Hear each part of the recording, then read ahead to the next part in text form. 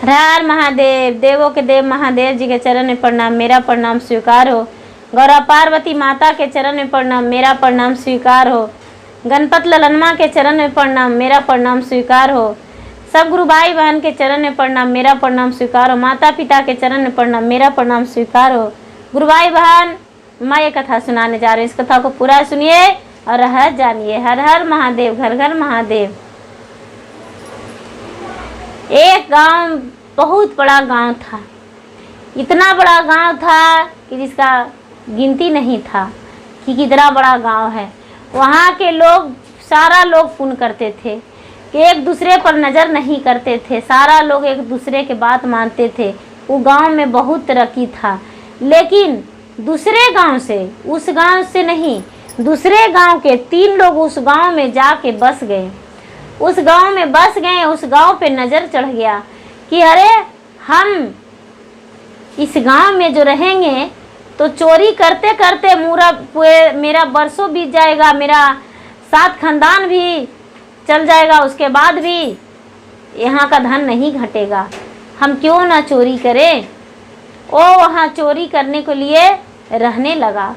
वो सारा दिन चोरी करता था। वहाँ के जो लोग थे वो प्रतिदिन शंकर भगवान के मंदिर जाते थे, लेडीज और जेंट्स सारा लोग जाते थे और जाके कीर्तन भजन करते थे और पूजा पाठ करते थे। लेकिन ये जो थे एकरी से क्या करते थे कि आज इस घर में चोरी हुआ तो कल उस घर में चोरी हुआ। लेकिन चोरी कैसे करते थे, वो एक शिवलिंग थैली में रख लिए थे, थैली में रख लिए थे और शिवलिंग को बोलते थे कि जितना हम चाहे, जितना ऊंचा छत हो उतना ऊंचा तुम हो जाना, नहीं तो तुम्हें धरती में गाड़ देंगे, तुम्हें कोई नहीं पूजा करेगा। यदि तुम मुझे चोरी करवा दोगे तो हम तुम्हें बेलपत्र चढ़ाएंगे, फूल चढ़ाएंगे, धूप जलाएंगे, दूध से नहलाएंगे। प्रतिदिन यही करते थे और झोला में रखते थे।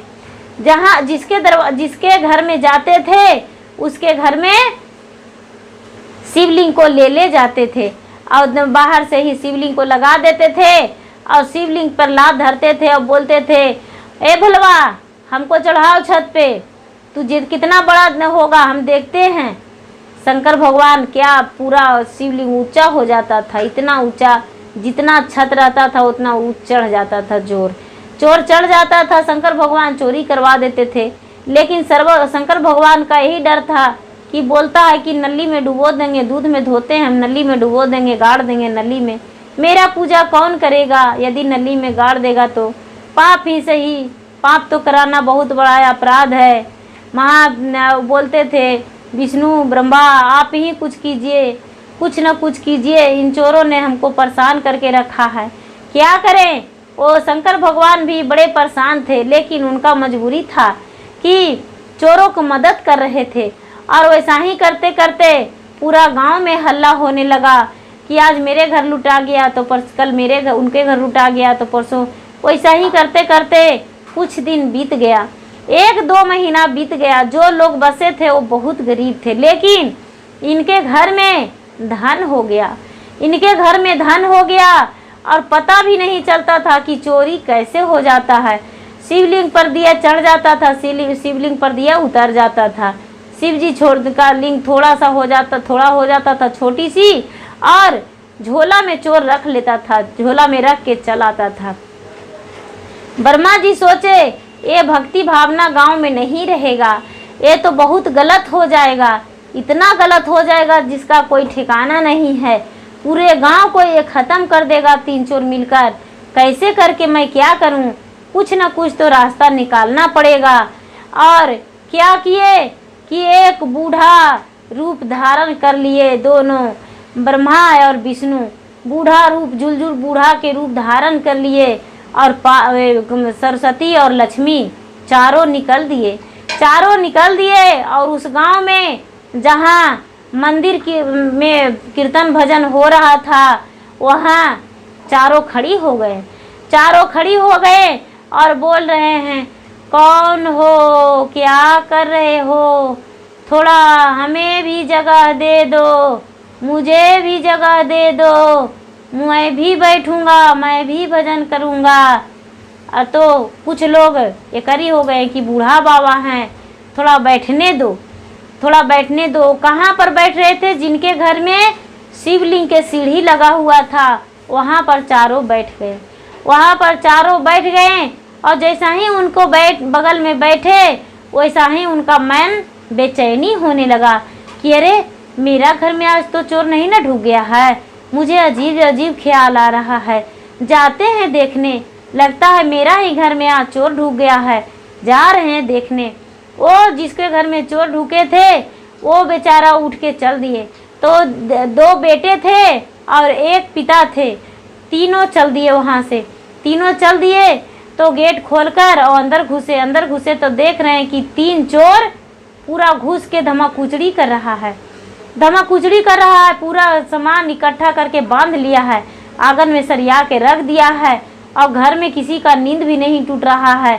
ये देखे अंदर में जाके घुस के देखे तो देख रहे हैं कि ये चोर है, चोर है। उसको पकड़ लिए, उसको पकड़ लिए और पकड़ के और वही मंदिर के सामने लाए, वही मंदिर के सामने लाए।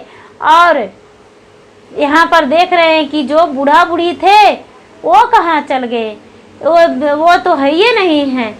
मंदिर के सामने लाए और बोले कि भाई देखो, ये महीनों दिन से यही तीनों चोर गांव में चोरी कर रहा था, देखिए। ये बेचारा बोलता है लेकिन मेरा घर में ही चढ़ा कैसे? मेरा तो बाहर से गेट लगा हुआ था, वैसा ही लगल रह गया, अंदर का कैसे करके ही घुस गया? इससे पूछा जाए कि नहीं खिड़की से चढ़ा है, नहीं किसी तरह से कैसे चढ़ा। ये बोलता है हम आपके घर में घुसते हैं शिवलिंग पर चढ़ के, शिवलिंग पर चढ़ते हैं, शिवलिंग पे के झोला में रखते हैं और झोला ला के धर देते हैं और शिव जी को कहते हैं कि हम यदि नली में डुबा देंगे, नहीं बड़ा होवोगे तो, यदि बड़ा हो जाओगे, मुझे छत पे सहारा चढ़ने को लिए दे दोगे तो तुम्हें हम दूध से नहलाएंगे। और रोज हम प्रतिदिन शिवलिंग को दूध से नहलाते हैं। ये सारा जितना जो भजन कर रहे थे वो कहने लगे महाराज आपको तो हम प्रतिदिन पूजा करते हैं, फिर भी आप क्यों मुझे चोरी करवाएं? शंकर भगवान वहाँ प्रकट हो गए बीच मंदिर में और क्यों दुखिया को दुख दिए और क्यों उन चोरों को मदद किए? शंकर भगवान प्रकट हो गए और प्रकट होकर और पूरा हाहाकार मचा दिए, हाहाकार मचा दिए। वहाँ पे धूमधाम पूरा करने लगे और बोलने लगे कि मेरा पूजा मत करो। ये जो पापी है ये कहता था कि यदि तू बड़ा नहीं होवोगे तो हम तुम्हें नली में डुबो देंगे, और मुझे नली में डुबा देता तो मेरा पूजा कौन करता? भला मुझे कौन देखता? कौन दूध चढ़ाता? कौन बेलपत्र चढ़ाता? कौन मुझसे क्या मांगता? हम भोले दानी हैं, शिवदानी हैं, हम पूरा जग को रखवाली करते हैं। इन चोरों को कैसे मार देते हम? इसे दंड तुम दो, हम दंड नहीं दे सकते हैं। जितना मदद करना हमको लगा था उतना हम इन लोगों को मदद कर दिए थे, इसलिए इन चोरों को भी हमने ही पकड़वाए हैं। हमने ही ब्रह्मा विष्णु से कहें कि महाराज आप ही कुछ कीजिए और कुछ करके उसे दंड दिलाइए। इसीलिए ब्रह्मा विष्णु लक्ष्मी सरस्वती यहाँ पर आए और आपके सामने आए और आपके सामने बैठे तो आप घर गए। आप जब घर गए तब तो इन चोरों ने पकड़ाया।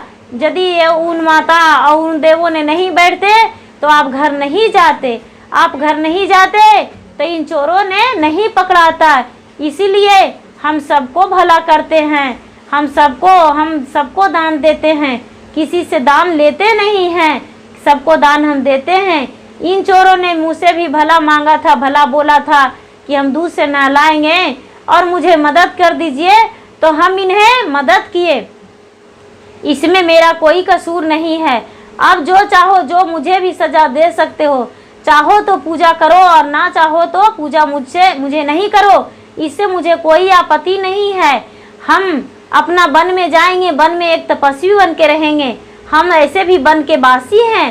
सारा लोग वहाँ हाथ जोड़ दिए और बोले महाराज जिसके जिसके घर से चोरी गया है वो धन मुझे सबको वापस लौटवा दीजिए और आपके हम पूजा करते रहेंगे।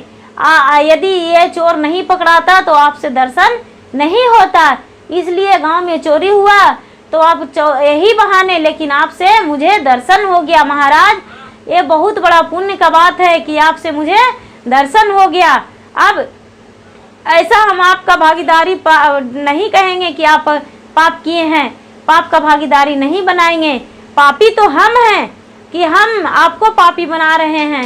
ये जो था, इसको धन रहता, इसको हम लोग मदद कर देते तो ये चोरी नहीं करता। शंकर भगवान बोले नहीं, चोर चोरी से जाता है, कभी धुआं फेरी से नहीं जाता है। ये चोर था और चोर ही रहेगा और चोरी करते रहेगा, इसलिए इस गांव से इसे निकाल दो। तुम्हारा यही, तभी तुम्हारा गांव शांति पूर्वक रहेगा। ये जहां था वहीं इसको चला दो। पूरे गांव वासियों ने क्या किए कि उनको जो भी धन संपत्ति था वो धन संपत्ति वापस ले लिए और उन 3 चोरों को घर वहाँ गांव से निकाल दिए। गांव से निकाल दिए नंगे वस्त्र तीनों का, और पूरा उन्हें चूना का तिलक लगा दिए और नंगे वस्त्र करके तीनों के पूरा चोर चोर करके उन्हें दंड सजा देके और निकाल दिए हाथ बांध के पीछे करके। और उन्हें पूरा वहाँ नगर में पूरा हंगामा कर दिए कि 3 चोर है, इन्हें कोई जगह मत देना, कोई हाथ मत खोलना। और ये अपना घर गया और घर जाके अपना जैसे जीता था वैसे जीने लगा। पाप का दंड उसे सजा मिल गया और जो भी पुण्य था वो पुण्य करते रह गया, उसका सब कुछ बच गया, किसी प्रकार का तकलीफ नहीं हुआ।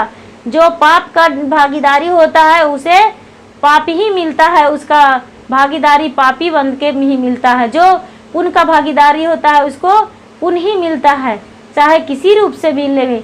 जैसे उन 3 चोरों को सजा मिला तो वो पाप किया था, वो गांव वालों ने पुण्य किया था, इसलिए पूरा गांव पे शिव गुरु दया किए। जैसे शिव गुरु वो पूरा गांव पे दया किए, ठीक उसी तरह पूरा दुनिया को दया कीजिए महाराज, और दया करते रहिए। किसी प्रकार का किसी का दुख दर्द ना हो, आप सब पे दया कीजिए महाराज, दया कीजिए। बांझन के पुत्र और निर्धन को धन, कुड़िया को कया, अंधे को आँख, कन्या को वर दीजिए महाराज। मेरा विनती यही है कि सबको सब कुछ दीजिए, किसी का किसी चीज़ का कमी नहीं रहने दीजिए। हर हर महादेव, घर घर महादेव। गुरु भाई बहन, मेरा वीडियो अच्छा लगे तो इसे लाइक कीजिए, शेयर कीजिए, सब्सक्राइब कीजिए। धन्यवाद।